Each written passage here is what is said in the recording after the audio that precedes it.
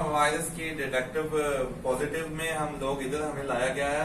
ये देख लें, इधर वॉशरूम का हालत देख लें, कोई भी सहूलत मुयसर नहीं है वॉशरूम की, ना प्रॉपर सफाई है। ये वायरस सुना है गंदगी से फैलता है और ये गंदगी देख लें कितनी है, हमें कोई भी सहूलत नहीं दी जाती। अगर हमें ऐसे ही रखना है तो हमें घर भेजें ताकि हमारा जो है ना केयर अच्छी हो सके, क्योंकि केयर अच्छी होगी तो हम लोग बचेंगे। इधर तो हमें लगता है मुश्किल ही बचेंगे यार।